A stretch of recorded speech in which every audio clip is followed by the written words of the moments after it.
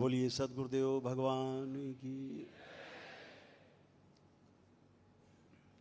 गुरु माता की, भगवान भोलेनाथ की, माता कामाख्या की, सभी संतों की, गौ माता की, बोलिए सच्चे दरबार की, करौली शंकर महादेव धाम की, गंगा मैया की, हर हर महादेव।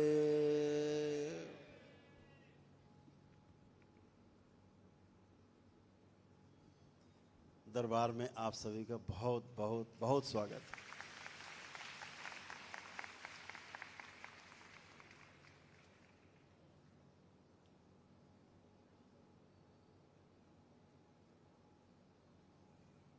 आप लोग बाबा और माँ के बहादुर शिष्य हैं।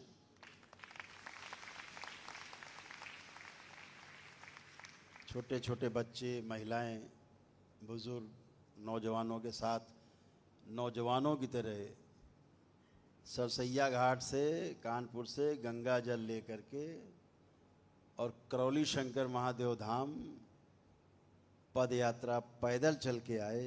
बहुत साहस का, बड़े साहस का, और भीगते हुए पानी में, भीगते हुए पानी में, बरसते पानी में आपने यात्रा की। 6 घंटे 7 घंटे जिसके जैसे कदम थे आपने यात्रा की, और इसके लिए आप लोगों को दरबार ने अलग से पुण्य भी दिए हैं।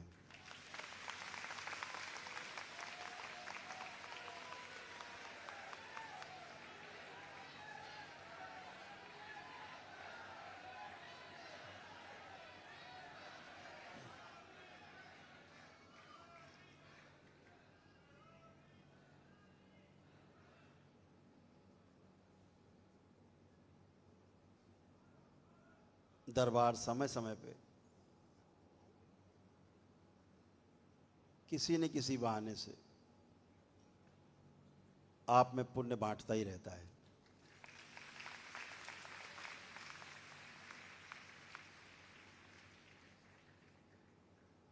मैं तो बहुत थोड़ा विचलित था पहले कि अब बच्चे होंगे, तमाम महिलाएं हैं, और पानी जब 3:30 बजे यहाँ रात में रुद्राभिषेक जब हमने शुरू किया अपने ब्राह्मण देवताओं के साथ, सारे दरबार के बाबा के भक्तों शिष्यों के साथ, उसी समय से ही जल बरसना शुरू हुआ और प्रातः तक रुद्राभिषेक समापन तक 7:30 बजे तक अनवरत वर्षा होती रही। खूब मूसलाधार पानी गिरता रहा, ज़बरदस्त तरीके से। तो ये सोचता रहा मैं सुबह कि सब लोग वहाँ से कैसे आएंगे, सरसैया घाट से आप लोग चल के, इतने लोग कांवड़ ले करके, जल ले करके कैसे आएंगे।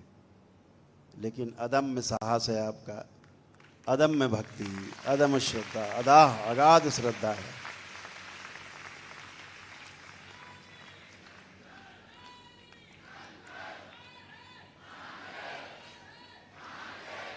इसके लिए हमारे जो प्रदेश के, उत्तर प्रदेश के अध्यक्ष हैं सुबोध चोपड़ा जी, और छत्तीसगढ़ से विवेक रमन जी, और भी तमाम साथी, सब उनके पूरी टीम शंकर सेना की एक पैर पे खड़ी रही आपकी सेवा के लिए, आपके साथ साथ। इन सब के दिशा निर्देशन में आप लोग यहाँ आए। मुझे लग रहा था कि अगर हम आह्वान करेंगे तो थोड़ा ज़्यादा हो जाएगा, तो ये आप लोगों का स्वयं का आयोजन था जिस पर आप चल के यहाँ तक पहुँचे। कोई दरबार की ऐसी कोई बड़ी योजना नहीं थी। दरबार आह्वान करता तो फिर बहुत बड़ा आयोजन होता है। और हम प्रशासन को भी बहुत धन्यवाद देंगे, बहुत बहुत धन्यवाद देंगे अपने ज़िले के प्रशासन को, पुलिस प्रशासन को, क्योंकि ये कांवड़ यात्रा काफ़ी संवेदनशील क्षेत्रों से गुजर के आई। लेकिन आप चूँकि बहुत अनुशासित हैं, इसलिए कोई समस्या होनी भी नहीं है।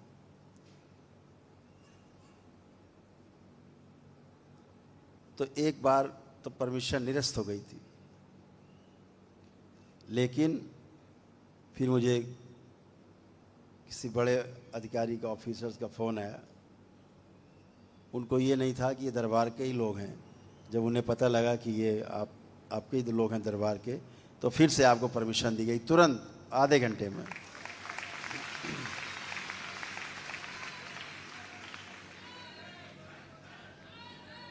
आपकी इतनी सुंदर छाप है अनुशासन की, अनुशासन की बहुत बड़ी छाप है आप सबकी। दरबार की छाप आप सब की वजह से है कि बड़े अनुशासन में आप क्रम से एक के पीछे एक आराम से चलते हैं। कोई हल्लड़ गुल्लड़ नहीं, कोई अराजकता नहीं, एकदम आनंद में।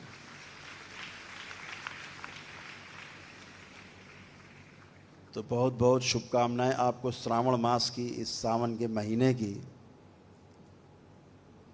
सावन का महीना हमें पूरे बाकी के 11 महीने शक्ति देता है।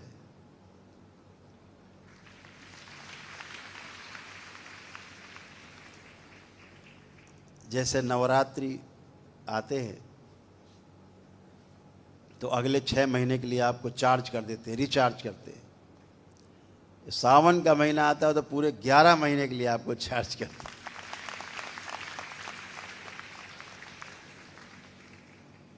तो आपकी जो भोले की भक्ति है और भोले की जो शक्ति है, दोनों समाई हुई है, इसलिए आप में पूर्णता का आभास है। और उस पूर्णता तक पहुंचने के लिए हम इस संपूर्णता में अनुशासन के साथ गति करते हैं, तो हम पूर्णता तक पहुंच पाते हैं। दूसरे शब्दों में कहा जाए कि अभी हम गठनशील हैं और गठन पूर्णता के लिए हम सक्रिय रहते हैं। तो गठन पूर्णता के अर्थ में हम गठनशील बने हुए हैं, हम प्रयास करते हैं, हम क्रियाशील हैं और क्रिया पूर्णता के लिए सक्रिय रहते हैं। तो आप सभी जितना प्रेम करते हैं बाबा और माँ से, शायद ही कोई करता होगा जितना आप प्रेम करते हैं। और बाबा माँ का भी प्रेम आप पे लुटता ही रहता है, वो तो लुटाते ही रहते हैं आप पे प्रेम। अभी देश के कई बड़े शहरों में, सभी जगह, छोटे छोटे गांव में भी लोगों ने आज के दिन तमाम आयोजन किए। आज 4 अगस्त को पुणे में भी हुआ कार्यक्रम, गुजरात में भी हो रहा था, बेंगलोर में भी, और मुंबई में हुआ। ऐसे तमाम शहरों में तमाम सब लाइव कार्यक्रम चल रहे थे। तो हम थोड़ा व्यस्त थे, दरबार में आप लोगों से मिलने में व्यस्त थे। लेकिन फिर आखिर में एक कार्यक्रम गुजरात में जो चल रहा था, उसमें जूम मीटिंग फिर सब लोग जुड़े। मैंने वहाँ भी वही कहा और जो यहाँ कहना चाहता हूँ कि तिथि कोई भी हो, महत्व तो तिथि का नहीं है।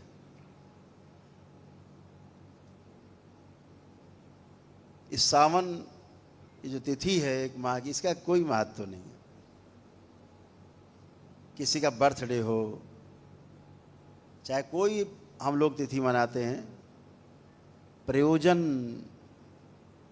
के अर्थ में, तिथि का कुछ अर्थ नहीं, प्रयोजन के अर्थ में हम जो काम करते हैं वही सृष्टि के लिए होता है और वही हम मनाने के लिए तिथि का आयोजन करते हैं, तिथिवार कार्यक्रम करते हैं। तो सबसे बड़ा जो है प्रयोजन है कि प्रयोजन क्या है इस तिथि में हमें करने का कोई कार्य। तो जो हम प्रयोजन मान करके और तिथि में मनाते हैं तो आपका सार्थक होता है कार्यक्रम। अगर आपके पास कोई प्रयोजन नहीं है, केवल आपने अगरबत्ती जलाई, धूप बत्ती जलाई, दीपक जलाए, टीका लगाए एक दूसरे को, माला पहना दी, काम खत्म हो गया, इसका कोई अर्थ नहीं है। इसका कोई अर्थ नहीं होता। प्रयोजन के साथ तिथि हो। हमारे महापुरुषों ने प्रयोजन के साथ तिथियों की घोषणा कर रखी पहले से। हर तिथि के साथ एक प्रयोजन है, हर दिन के साथ एक प्रयोजन है, हर क्षण के साथ एक प्रयोजन जुड़ा हुआ है। अगर इस धरती पे घास का तिनका पैदा हो रहा है तो उसके पीछे उसका प्रयोजन है। अगर इस धरती पे अमृत पैदा करने वाले पौधे हैं तो जहर देने वाले पौधे भी हैं, जिनके अंदर भीषण जहर है, उसका जरा सा फल चख ले तो मर जाए आदमी, वो भी प्रयोजन के अर्थ में है, वो भी मानवता के लिए है। मानवता के विरुद्ध जहर भी नहीं पैदा होता धरती पे। मानवीय व्यवस्था है ये पूरी सृष्टि के लिए है। हर चीज़ एक दूसरे के सहयोग में है, कोई चीज़ एक दूसरे का विरोध नहीं करती। पूरी सृष्टि में सब एक दूसरे का सहयोग करती हैं, सब कुछ सह अस्तित्व में है, हर चीज़ एक दूसरे का सहयोग करता है।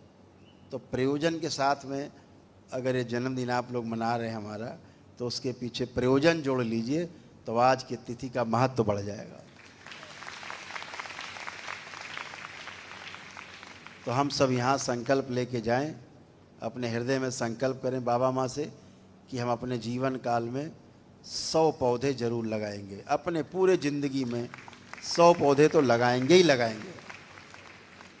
वो पौधा चाहे जहाँ लगाए हम धरती पे, वो हमारे लिए होगा, वो सबके लिए होगा।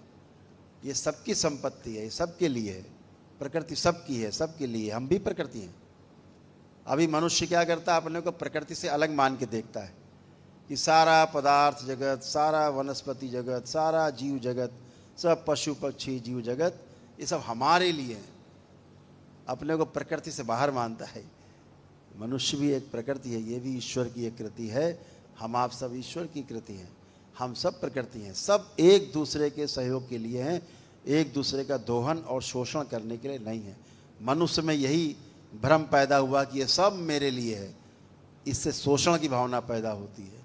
अगर ये भाव आए कि मैं सबके लिए हूँ, सब मेरे लिए हैं, दोनों एक दूसरे के लिए हैं, तो फिर संबंध दिखता है, फिर भाव जुड़ता है, और फिर शोषण और दोहन नहीं होता है। फिर पोषण होता है, फिर संरक्षण होता है, फिर संवर्धन होता है, और फिर आप सदुपयोग कर पाते हैं। इस बात को हमेशा ध्यान रखना है।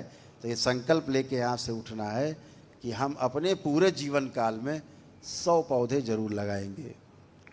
चाहे घर में लगाएं, घर के आंगन में कुछ लगाएं, घर के बाहर लगाएं, जंगल में जाके लगाएं, और कहीं आप ज़्यादा समृद्धशाली हैं, समृद्ध हैं, तो आप 100 से ज़्यादा भी लगा सकते हैं। 100 पे रुकना नहीं है। हर बार 100 लगा के भूल जाओ, फिर अगली बार 100 लगाओ, 100 लगाओ, फिर भूल जाओ, फिर अगली बार 100 लगाओ। ऐसे लगाते ही चले जाओ पूरे जीवन। कमल खिलाओ, जगह जगह कमल खिले, जगह जगह पुष्प खिले, जगह जगह वृक्ष हो, जगह जगह हरियाली हो, आनंद हो, और पूरा संगीतमय वातावरण हो। हम हरियाली देखें, पहाड़ देखें, जंगल देखें, पशु पक्षी, सब कुछ देख करके आनंदित होते हैं। ये आनंदित होने के लिए, आनंद में जीने के लिए है। हम अपने आनंद को मिटाने पे तुले हैं। पहाड़ काटो, जंगल काटो, धरती खोद डालो, खोद के तेल निकाल डालो, कोयला खोद के निकाल डालो, सब निकाल के बाहर ऊपर रख दो। जो प्रकृति ने अंदर छुपा के रखा है अपने गर्भ में, ये गर्भ से निकाल के सब बाहर रख दे रहे। निकाल के रख नहीं दे रहे, उसको जला भी दे रहे, आग भी लगा दे रहे। महाप्रदूषण, वायु प्रदूषण, जल प्रदूषण, ध्वनि प्रदूषण, तमाम प्रकार के प्रदूषण पैदा होते हैं, तमाम प्रकार के रोग पैदा होते हैं। आप देखते होंगे जो बुजुर्ग लोग बैठे हैं यहाँ पे, थोड़ा उम्रदराज लोग हैं हमसे, हमारी उम्र वाले लोग, तो देख पाते होंगे कि उनके बचपन में ये हवा और पानी कैसे थी। आज ये हवा पानी कहाँ पहुँच गया। आज हवा पानी गायब हो गए, गायब हवा पानी। अब मौज पानी चल रहा है। देखो कब तक चलता है मौज पानी, हम लोग भी देखेंगे। तो पौधों को संरक्षण देना है जहाँ तक दे सकें। कोई काटने की कोशिश करे तो उसको बचाना है। ये भी पौधे को लगाने से ज़्यादा बड़ा काम है कि आप प्रकृति के दोहन को निवेदन पूर्वक किसी से कह करके रोक सकें, समझा सकें। तो ये भी पौधे को लगाने से बड़ा काम है कि आप जंगल को कटने से बचा सकें, पहाड़ों को कटने से, टूटने से बचा सकें, धरती खोदने से बचा सकें। ये आप कर पाएँ तो इससे छोटा काम नहीं, बहुत बड़ा काम है। तो प्रकृति के संरक्षण में हम सबको रहना चाहिए और ध्यान देना चाहिए कि हम एक पेड़ काटते हैं तो पूरे धरती की जितनी भी मानव जाति है, जितने जीव जगत हैं, जितना भी पूरा संसार बसा हुआ है, इस सब का पेड़ कटता है, सबकी प्राण ऊर्जा में कटौती होती है, सबके ऊपर फर्क पड़ता है। ध्यान रखो। सोचते एक पेड़ काटने से क्या होगा? अरे आप एक पेड़ लगाते हो, उससे पूरी सृष्टि का पालन होने लगता है। पता है आपको? एक पेड़ लगा देने से, एक पौधा लगा देने से आप पूरी पृथ्वी पे कहीं न कहीं किसी न किसी वृक्ष से, पौधे से, वनस्पति से, पदार्थ से, जहाँ से पीछे यात्रा करके हजारों, लाखों, करोड़ों बार आपने जन्म लिया और यहाँ तक पहुँचे, सब जगह आप जुड़े हुए हैं। पीछे कहीं टूटे नहीं है, ध्यान रखना, कहीं टूटे नहीं हैं। और जिस पेड़ पौधे से आप जुड़ के आए हैं, जिस पेड़ पौधे का जन्म लेकर के आप आगे बढ़ के आए हैं, वहीं से आपको प्राण ऊर्जा मिलती है। जब वो पेड़ कटता है तो आपकी प्राण ऊर्जा में कमी आती है, और जब आप उससे संबंधित पेड़ पौधे लगाते हो, आपकी प्राण ऊर्जा में बढ़ोतरी होती है। जिस पेड़ को आप लगा दोगे, जब आपकी श्वासें कम होने लगेंगी, वो पौधा आपसे सूक्ष्म रूप से जुड़ा रहता है और वो आपको श्वासें देता है, आपको प्राण ऊर्जा देता है, आपके जीवन की रक्षा करता है। ये आपको पता ही नहीं होता है। वो डॉक्टर साहब जो सिलेंडर वाली लगाते हैं ऑक्सीजन, उससे फर्क नहीं पड़ता है। वो झूठ मूठ का लगा रहता है, दिखाने के लिए मीटर में कुछ और बताता है, अंदर कुछ और होता है। हम लोग देखते हैं कि ऑक्सीजन पीछे अंदर रह गई 40, वो बताता रहता है 70, और हरियर हो जाता है कुछ देर बाद। तो मीटर में कुछ और बताता है, अंदर कुछ और होता है। हम लोग देखते हैं कि ऑक्सीजन पीछे अंदर रह गई 40, वो बताता रहता है 70, और हरियर हो जाता है कुछ देर बाद। तो वो केवल सपोर्ट है, नकली। असली सपोर्ट वो है जब आप पेड़ पौधे लगाते हो, उनकी जड़ों से जुड़ते हो, और जुड़ते हो तो उसकी प्राण ऊर्जा आपको प्राप्त होती रहती है। ये सूक्ष्म जगत में है, आपको नहीं पता, हम आपको बताना चाहते हैं। जो पेड़ पौधे आपके हमारे हर घर में तुलसी लगी रहती थी, होती थी तुलसी, हर घर में तुलसी, आंगन में। गाना भी आ गया था, मैं तुलसी तेरे आंगन की, गाना भी आया था।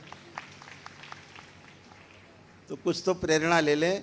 तुलसी पूर्व से पश्चिम और पश्चिम उत्तर से दक्षिण, सब जगह सर्वमान्य है। हर घर में तुलसी, किसी भाषा को बोलने वाला हो, किसी भूभाग पे रहता हो भारतवर्ष में, किसी पूजा पद्धति को मानता हो, लेकिन तुलसी उसके घर के आंगन में होती थी। सर्वमान्य पौधा तुलसी। सर्वमान पशु गाय, गौ मैया, गाय मैया, गौ माता, सब जगह, कश्मीर से कन्याकुमारी तक। क्यों? अनुभव के आधार पे हमारे महापुरुषों ने इनको हमारे जीवन से जोड़ा है। अब कुत्ता पाल लेता है आदमी, गैया ना पाल के कुत्ता पालता है। कुत्ता तुम्हारी सांसें और खाता है, और कुत्ता बेचारा अब क्या करे, वो भी आदमी की तरह हो गया, बिल्कुल आदमी की तरह बन गया। या आदमी की तरह, या आदमी बन गया उसकी तरह।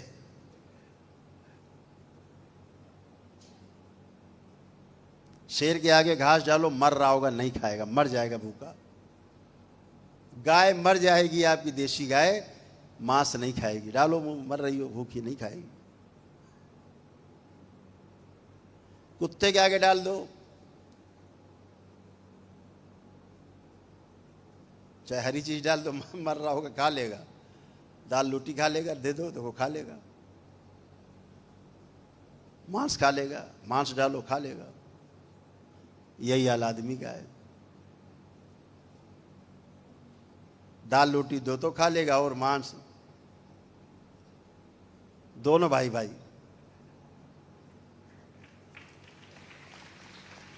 तो एक साथ ज्यादा रहे ना, तो आदत पड़ गई एक साथ जैसा खाने की। संगत का असर होता ही है, पता ही है आपको। तो गाय पाले तो कुछ मिलता भी है उससे। गाय आपके प्राणों की रक्षा करती, पता आपको। गाय जब आपके से भाव से जुड़ती है, तो आपको प्राण ऊर्जा, अपने प्राण आप में फेंकती है, अपने प्राण उलीचती है आपकी तरफ। घर में कोई मर रहा होगा, कष्ट में होगा, तो गाय जो आपने पाल रखी होगी, देशी गाय, वो अपनी श्वासें आपको देती है उधार में। वो मर जाएगी लेकिन आपको जिंदा रखने की कोशिश करेगी। ये गाय का काम है, ये गौ इसे माता ऐसे नहीं कहा गया। किसी पशु को कोई माता पिता नहीं कह देता, माता इस ऐसे नहीं कहा गया। माँ कहने के पीछे तमाम अर्थ हैं। माँ का मतलब ही होता है ममत्व तो जिसमें भरा हुआ है। पिता का अर्थ होता है जिसमें वात्सल्य भरा हुआ है, गाइडेंस देने वाला पिता, केयर करने वाली माँ, ममता से केयर होती है। तो आप इसको जब समझेंगे कि माँ क्यों कहा गया, गंगा को मैया क्यों कहा गया, क्यों जयकारे लगाते हो, क्यों गंगा मैया का जल ला करके और शिव जी के सिर पर चढ़ाते हो, काहे के लिए चढ़ाते हो, काहे शिव जी ने गंगा मैया को धारण कर रखा ऊपर, माँ क्यों कहते हैं उसको, हमारा पालन करती, पोषण। गंगा चाहे आपसे 5000 किलोमीटर दूर बह रही हो, फिर भी गंगा आपसे जुड़ी रहती है। जो भारत की पवित्र नदियां हैं बह रही हैं, ये सब आपसे जुड़ी रहती हैं। और जब उनको हम छेड़ते हैं, जब उनको हम प्रदूषित करते हैं, तो उनको नहीं, अपने रक्त को प्रदूषित करते हैं। इसलिए हमेशा ध्यान रखना है कि हमें प्रदूषण से बचना है, हमें उनको दूषित करने से बचना है। जितना हो सके उनकी पवित्रता रखें, जितना हो सके हम उनको स्वच्छ रखें।